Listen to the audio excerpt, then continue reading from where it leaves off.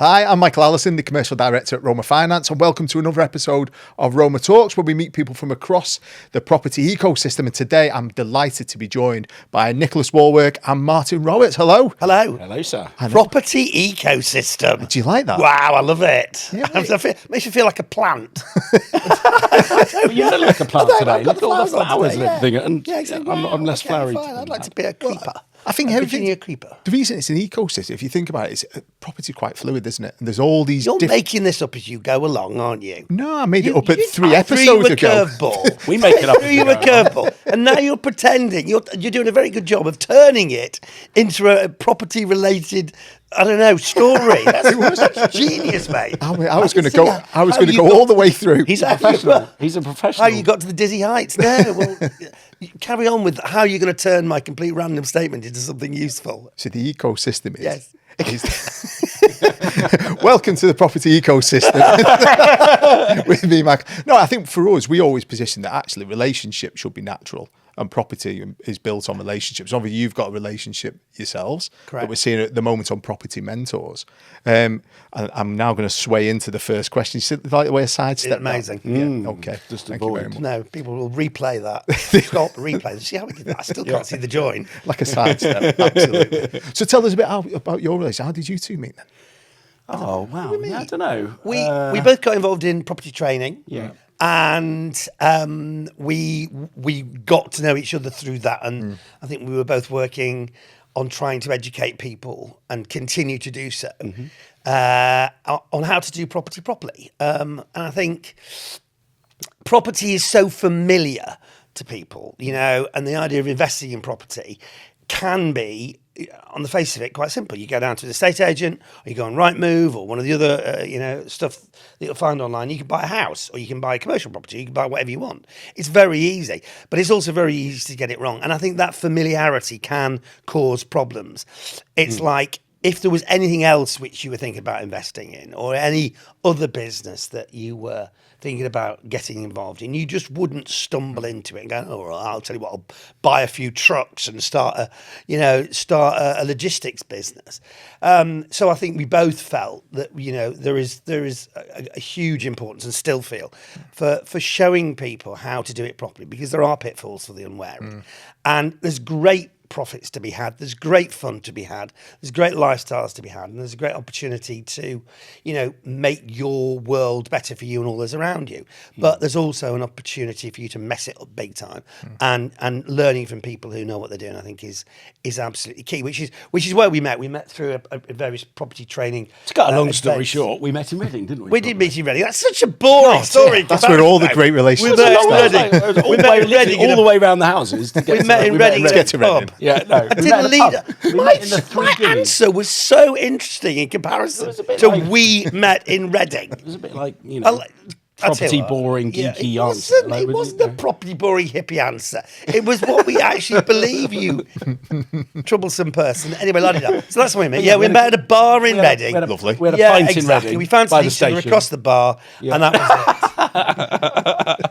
No, we got together, and as you can probably see, we just hit it off because we have a similar attitude towards life, and we're silly, and we're silly, and we just have a bit of fun with it. And you're already both involved in property and investing. Oh, yeah, I mean, obviously Martin's been involved in TV and property, and has been a developer for most of your working life, I guess. Probably. About 40 years now. About 40 years. You don't look a day over 41, much. Martin. No, I don't. And for me, I've been doing it for probably 25 years now, investing and developing.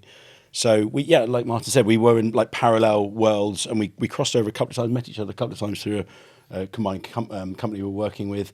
And then I think Kirsty, your wife, said, you two need to go and have lunch. Get together, yeah. And she actually suggested we actually formally meet up and go and have a lunch. Yeah. And then, like I say, we hit it off, and started having a bit of fun. And then we just sort of we realised that we have complementary skills. We're both in property. We both bring different elements to it.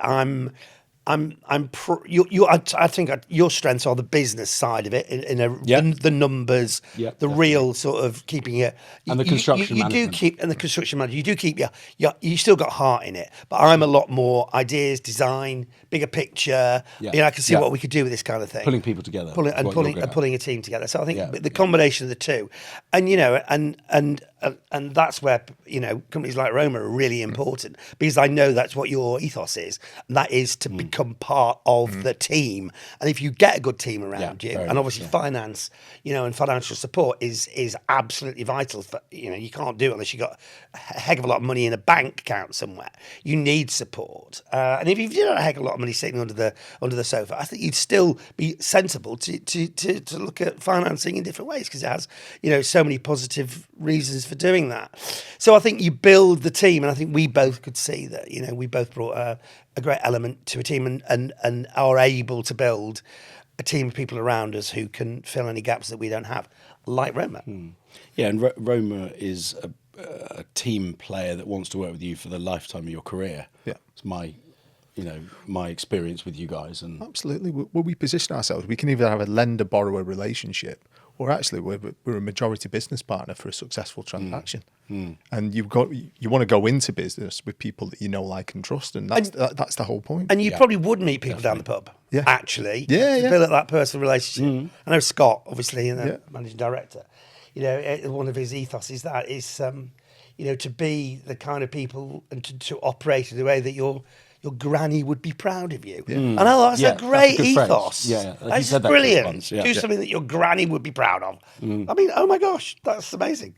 By the way, side story, but kind of relevant. My granny was the first one, and probably the only one in our entire family, said he should be on television. When I was a really young lad, she was like, he should be on television. So my grannies know best. So do you think Granny's proud? I think Granny's very proud. I think she is. So I think Scott and the company's ethos of working in a way that your granny would be proud of is absolutely, absolutely spot on. Brilliant. And you're not the only one on television. Obviously, you've got a TV career yourself, and you're a published author. I haven't got a TV career. My TV career is with Martin. And Property Mentors. And we do Property Elevator, of course, which you guys are a part of as well. Sorry, that's two shows. That's not bad. It's not bad. We're getting there, aren't we? I mean, it's a lot of fun. Everything we do is to help people.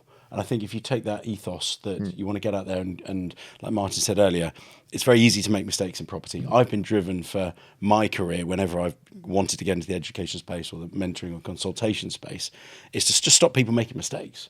It's easy, sometimes easy to make money, sometimes, not always. And there's been certainly some market challenges of late, but it's very easy to lose it all and lose it all quickly. And I've seen many people do that. And in my early career, actually, I run a property investment agency. And I saw a lot of people lose money there. They would come to me and I'd help them out. And I'd be like, I lost money with this developer and they went bankrupt. And I, kept hearing these horror stories. I'm like, there's way too many horror stories, and hearing all these horror stories for a number of years as an investment agent led me to start wanting to help people. And that's why I started giving away stuff cheaply and freely in books. I know Martin's written a number of books, and both of us try and give away a lot of information and content, and that the shows are really just content for people. That's the way I look at them. I look at them as if we can do something useful here and show people how development works, give them the opportunity to contact us and get some advice. Either very cheaply or free through our online content, cheap books. It's a tenner for a book, and I try and one of my advanced property development book. I'm not trying to pitch it, but for £10, I give away what most people are charging £5,000 in a course. Because I want people to not make those mistakes. You do it stage by stage in that book as well, don't you? You really walk people through how to make a deal stack, etc. Well, Martin and I have co-written a book called The Property Mentors, and it accompanies the TV series Property Mentors. Okay. You can find that on propertymentors.tv. And that does exactly that. It shows people a lot of the steps you have to take, the power team members to build. It's not a super basic book. It's a medium level, I wouldn't call it advanced, I'd call it a medium level book intended to help people, after their first couple of buy-to-lets, maybe start thinking about scaling up into bigger developments and, slightly bigger stuff. And that's where it gets tricky. Yeah. And I think that's what we saw when we started formulating the idea for the TV series Property Mentors. And that was, there's... You watch things like Holmes and the Hammer, obviously, which I've presented for 22 years now, and that gives a glimpse and some starting information and whatever. And there is quite a lot of information out there. You look at some of the other TV shows, and stuff online, and it's large. Most of it's about sort of starting out. I think you can often reach a point where you've already started out and you've got your first 2 or 3 or 5 properties, and it's how do you take it to the next level safely? Because with always in mind that as Nick said, we've all heard the stories of people who had multi-million pound portfolios and lost it all. So I understand that, and there are dangers of upscaling. Because lots of other things come into play. So I think that we both felt there was an opportunity to really reach out to those people who have sort of who aren't just absolute beginners, almost, and who've started in their career but want to take it to the next level and maybe also change direction, change the style of investment, maybe to a different kind of element of the property world, be that commercial conversions, be that switching to holiday lets, whatever it might be. And I think in the shows, what we try and do with people is they've got they're fairly blinkered often in what they're going to do, and we just try to open those blinkers a bit and say, well, yeah, you can carry on down that route and you might do okay. But what about this and what about that? It might be they come back to the middle, but it's good to showcase opportunities and not necessarily at that moment, but when it comes to the next thing they do, they may well then have a thought that actually, you know what, let me think about doing an office to residential conversion, or let me think about doing whatever it might be, really, brownfield site, whatever we might have talked about. And so I think that's what came over really well in series 1. Can I ask a question? Obviously, you both met. You said before you met at property training, but this is property mentors. How do you differentiate between training and mentorships? Bit more one-to-one. Hands-on. I mean, a mentor. Yeah. I mean, and what we do as well is both Nick and I offer the opportunity for people to literally one-to-one with us. And so I think training is where I would say you got a group of people, and you are. It's you're pushing information. And it's tailored, isn't it? Yeah, you're pushing information. You're trying to inspire them. You're trying to give them the pitfalls, and it's it's classic training. Mentorship is much more about where somebody comes to you and says, "Look, this is my issue. Yeah, I don't know how to solve it," and you then hold their hand through that whole process. So you say, "Okay, fine. Don't panic for a start, because often people are panicking. Here's the situation. Here's what we're going to do about it."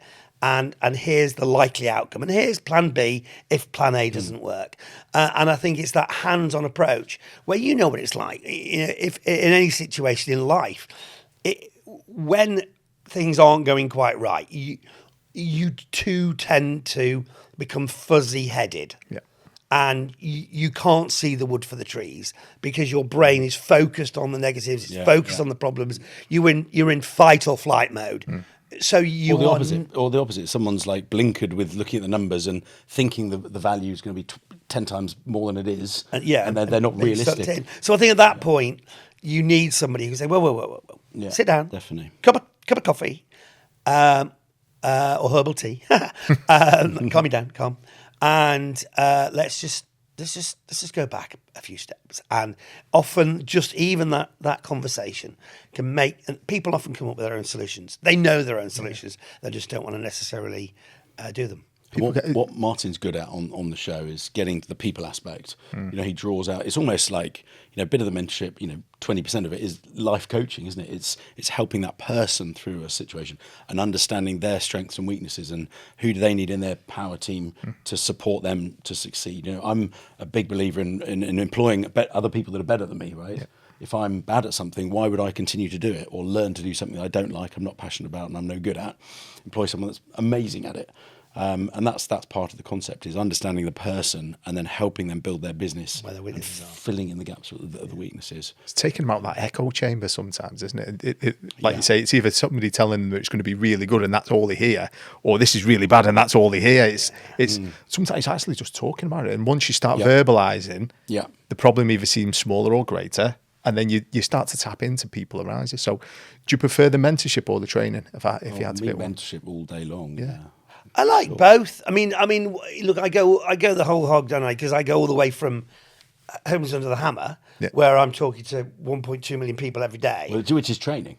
which is so that's the biggest way I training course present online, it is definitely Yeah. with a view to inspiring people and making them think about opportunities. And I think that's one of the reasons why the show has continued as long as it has, because it does have lots of take home. That's what it's called. It's, you know, people at home, and I meet them all the time, say that they were inspired to do what they do because they've seen me on Homes Under the Hammer, and the sort of the story they've seen people who they relate to, you know, doing okay or even doing really, really well. So you got everything from that, which as broad brush as you can get, from people who are going to take that and go, yeah, I'm going to do what this guy says, to people who are just armchair viewers who are just interested in what other people do and how they mess it up or how they don't mess it up. So you got that massive broad brushstroke down to one-to-one.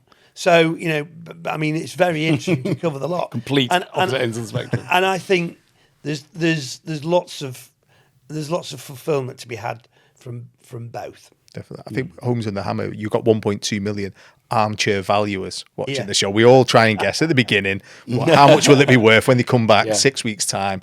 The only thing I wish is, don't send the value around until they finish the works. There's nothing more frustrating when you go around 6 months later and they've not finished. But there's nothing more frustrating. I waited 50 minutes for this. I know. And they've not put the kitchen in. It's a TV production problem thing. It's like we've got to make a show and people take forever to do things.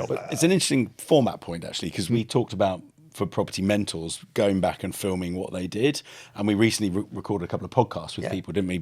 Two of the guests that came on were able to come back for a podcast, and we hope to do more podcasts in the future to try and give that, you know, what happened next vibe.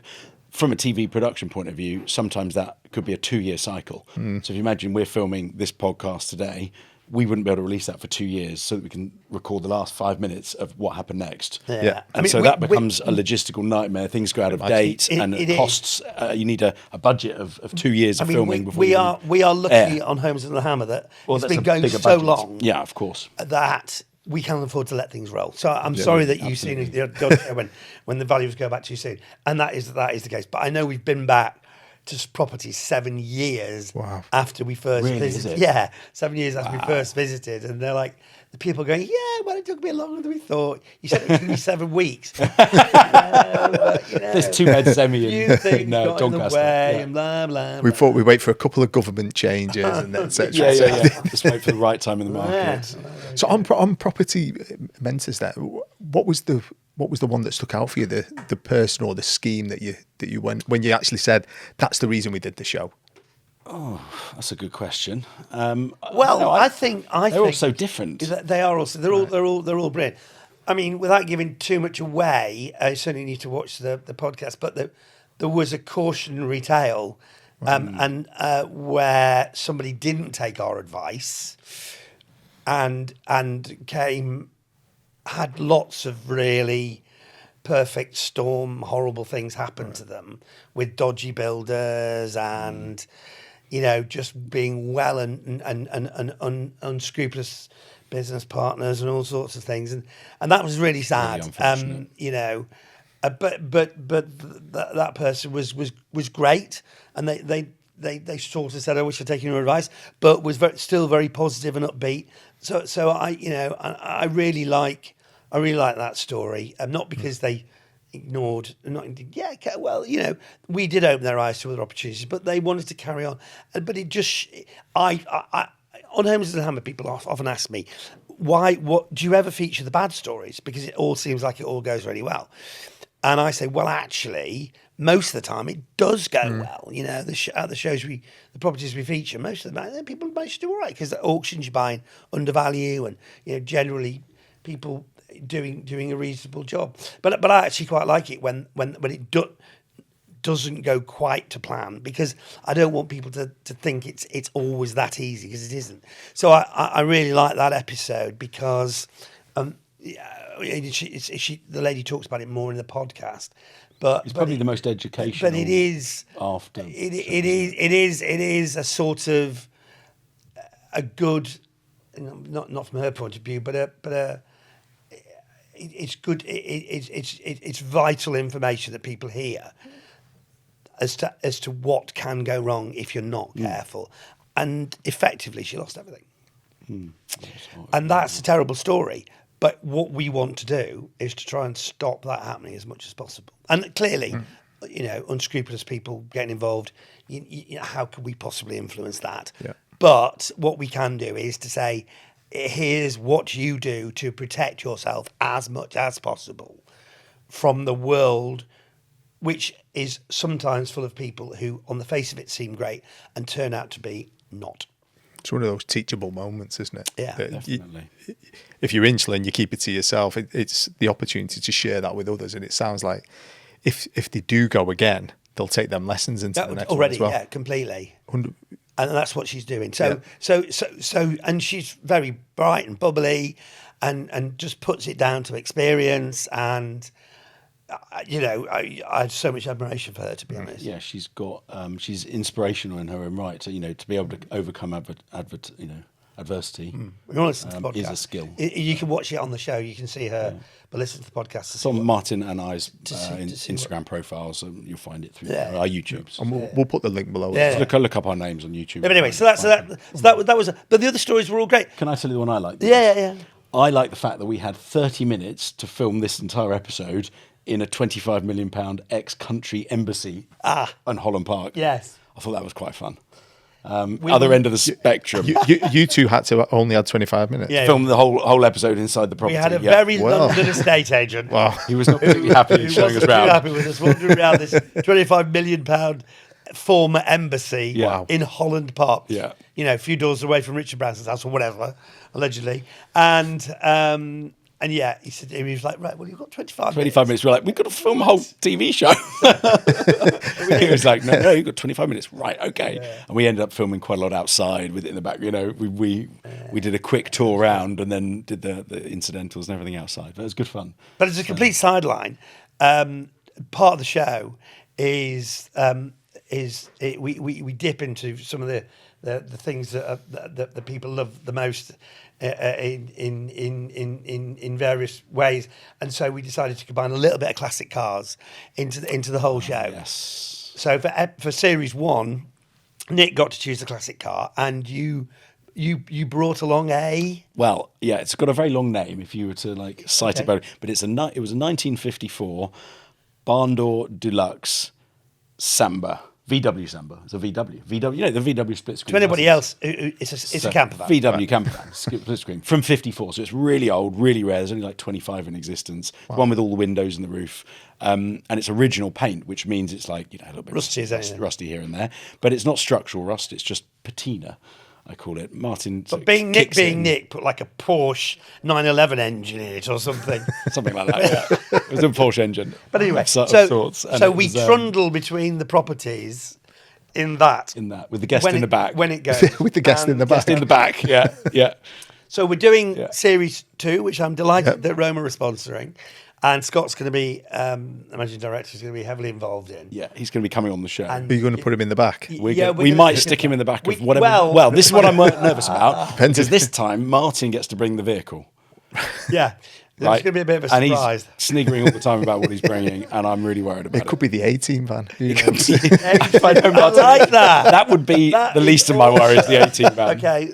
Yeah. Note for series 4. Yeah, you get to choose series 3. I can't wait for the vehicles. Series That's the 4. best bit of it. But anyway, that's great. Yes, no, it is. It's a nice little side element to it all. Bit of fun. But anyway, yes. Because we love classic cars. We do. And But actually, the thought of Scott in the back of this particular car is absolutely. He'd probably pay money not to go in that. So the fact that they're sponsoring the show and we're going to stick him in the back. It's a classic. Shut up. Oh yeah, it's fair enough. To rent those out by the day is quite expensive. We'll spin it like that. Yeah. So obviously you've got great dynamic and friendship. On the show, how did you find in between? Because obviously working together, it's a bit like a relate. You come across a bit like a married couple at times. Thank you very much. Yes. Normally it takes us. It's a bit awkward when we check into a hotel together. Sometimes we're like, twin beds, please.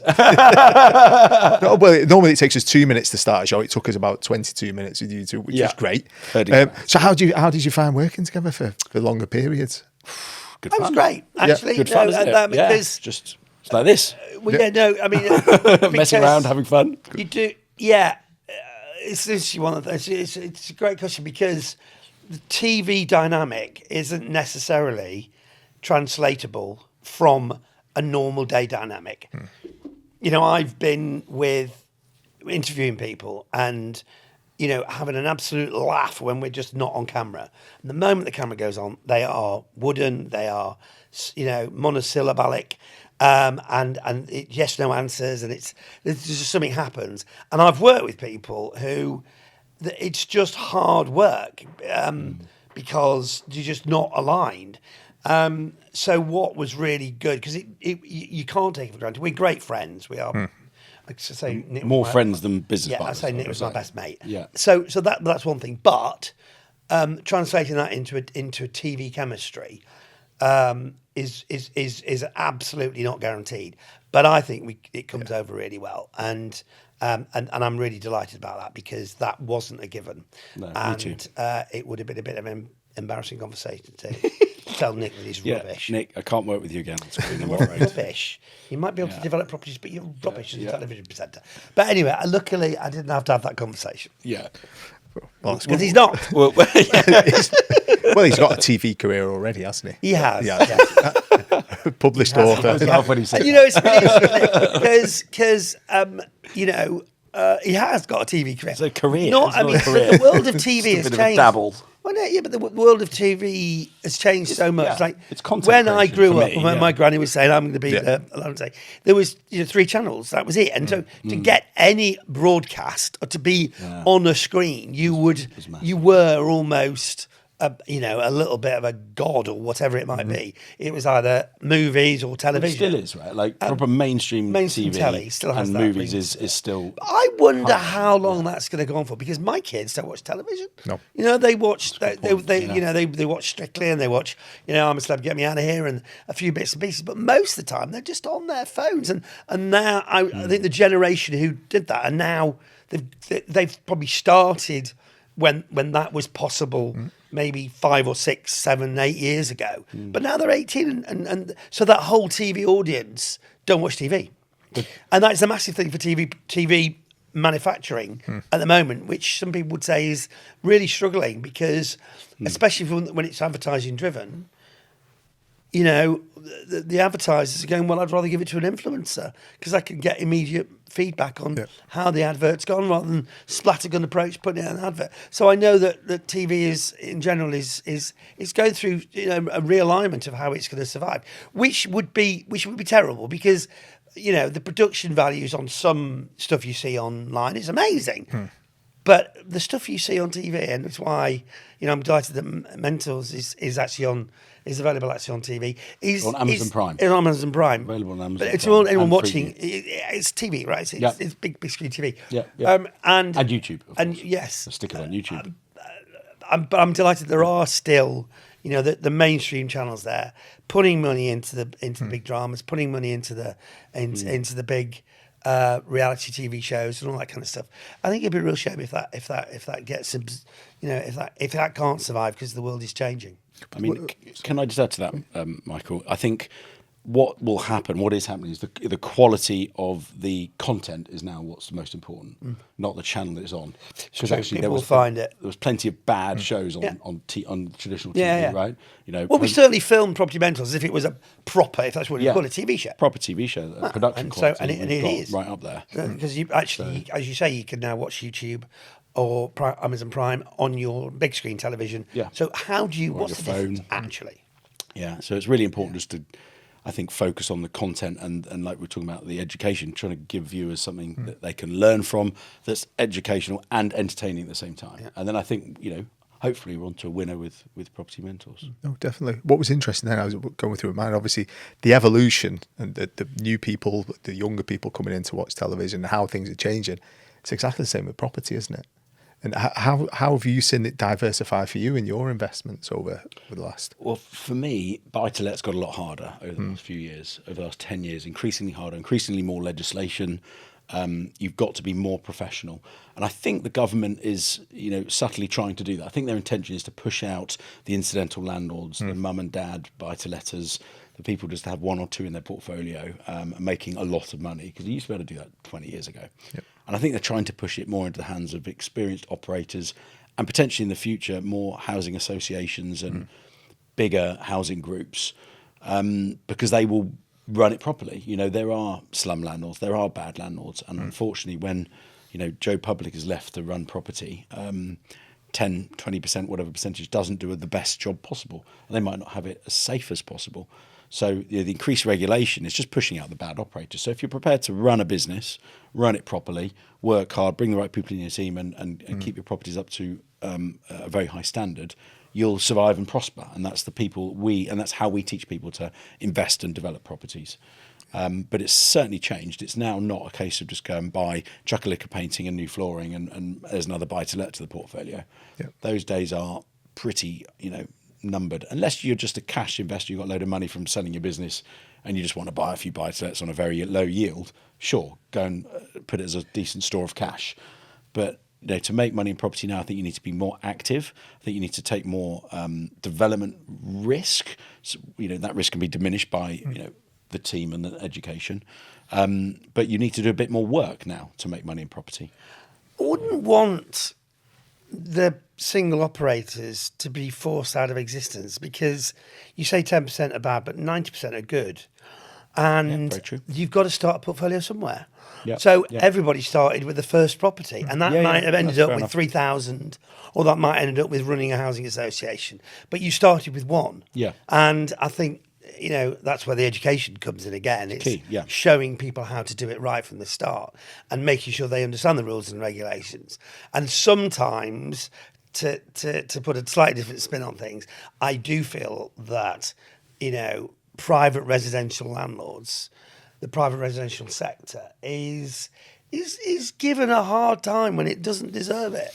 I mean, more often than not, these are people who are using their own money to buy houses, which they then use their own money to do up, which they then rent out to people who need somewhere to live. Why aren't these people being... It's a very wholesome model, I think. And I know there are bad landlords out there, but actually, my model, the one I just talked about, I would say is the one that happens mostly. And you look at an organisation like the National Residential Landlords Association, and the standards which they look to uphold, and all of their members, I would say, were doing that. And even if you're not a member of one of those organisations, I think the majority of people want to make sure that their tenants are happy, and that if you get happy tenants, they carry on paying the rent and da-di-da-di-da. And I'm frightened that people who might have started out with that one or two and built to 5 or 10 and done that really important job, which is provide housing for people to live in when nobody else is actually going to pay for that.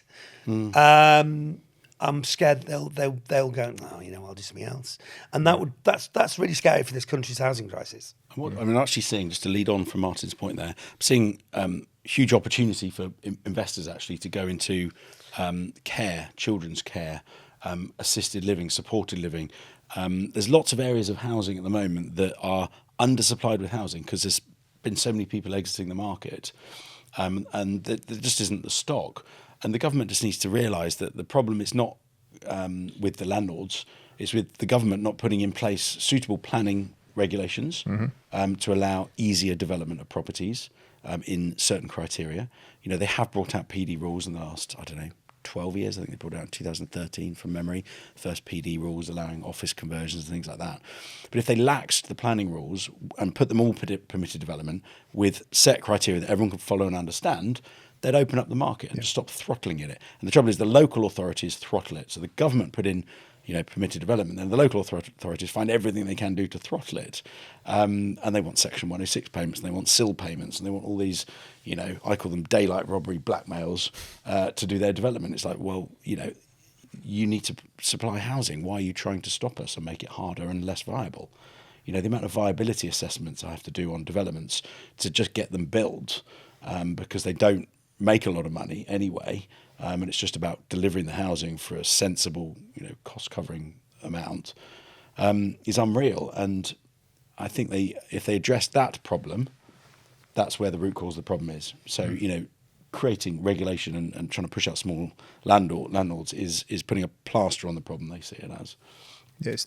Bigger problems Obviously, supply. you talk about things that have changed. Obviously, we've seen the huge growth in short-term lets, the holiday lets, the Airbnb model, Yeah. which can mitigate a lot of the worries that people have about tenancies, longer-term tenancies. It requires a lot more effort, requires a lot more management, but it can be a lot more profitable. So a lot of people have jumped on that particular bandwagon, if that's what you want to call it. And again, we see people falling by the wayside slightly because it's not as easy as it looks to run a holiday let. Trust me, you need to be absolutely on it. Martin is an expert. He's got a number of holiday lets. He does know what he's doing I've on got this those one. holiday lets. And whereas with a tenant in a traditional flat or house, if something goes wrong, they'll maybe give you 24 hours before they start getting upset. And you want to obviously try and fix things as soon as you can. But if you can't get hold of a plumber, you can't get hold of an electrician or whatever it might be, 24 hours later, as long as it's done, then that'll all be fine. A holiday maker will want something fixed within an hour. Yeah, yeah. And they'll want 5 you, minutes. and they'll want you on the phone when they phone you. So there's a lot more management in it. But that has thrown us some opportunities. So, serviced accommodation, in whatever shape that might be, is another thing that's come to the fore in recent times. And I think the problem with that market is service accommodation rather than holiday lets. They're both short-term lets. There is a subtle difference. I think the way investors are reacting to regulatory changes and cost increases through all this regulation and interest rates and everything is they're having to lease the same property out that would have gone as a buy-to-let or maybe even an HMO, which would have got you a bit more money and been able to afford a higher interest rate on the mortgage and the increased regulation. The next step up from that is serviced accommodation. So all they're doing is letting the same property on shorter leases for more money. Less homes. That's the concept, right? Yeah, but it's less homes, isn't But it's it? less homes. So it's causing even more of a housing crisis. Yeah. Or it's pushing higher rents onto those people that are actually paying it to the renter. So the renter's having to pay for the higher service accommodation in that area for 6 months, a year, whilst they're working in that area, rather than just renting out standard buy-to-let, because they can't afford to do that anymore. So again, that industry has been booming for a number of years, but I think it's symptomatic of the market we're in that they can't just go and rent a standard buy-to-let anymore. It's now on SA, as they call it, serviced accommodation, and having to pay 60 quid a night rather than a few £100s a month. Yeah. So we're coming close to the end, then I have to ask, if you have one piece of advice for anybody looking to get back, that person who's going to buy the first property or get into it, what's that one piece of nugget of advice you give to somebody who's looking to build a career in property? Shall I go first? I would say that there aren't many investments where if you follow a set of rules, plans, structure that we can tell you that is there. If you follow that and do things as you should, you will be successful. You don't have to be a brain surgeon. You don't have to have loads of money behind you. You can approach people like Roma to help you get started, and as long as you've got the right business acumen and whatever it is, that the barriers to entry are more often than not not the reality. So as long as you follow some tried and tested formulas and ways of doing things, you will be successful. And there aren't many other investments, I think, where you could say that. So my advice is do it. What is actually stopping you? And I bet 99% of the time it's a doubting little thing on your shoulder who's saying, nah, you haven't got what it takes. Watch Homes of the Hammer. Look at the kind of people who are taking a little bit of an uncomfortable step and doing really well. Yeah, I mean, Martin and I have made probably countless millionaires with our advice over the years and with our mentoring. Start with the Property Mentors book, do the pitch, because we lay out those steps in there and we give you some of the core advice that leads on from, something like Homes Under the Hammer. But, the show Property Mentors is showing people the real truth about doing a slightly bigger development or doing a sort of a conversion into a few flats. So like Martin said, get the education, get the knowledge and get the right people around you who've done it before, and then you're not going to make this mistake. So. Exactly. And visit your local garden centre to really build that ecosystem. Yeah. And that brings us lovely to the end. Nick, Martin, I could have spoke all day, but thank you very much for your time, and thanks very much everyone else for watching. Thank you.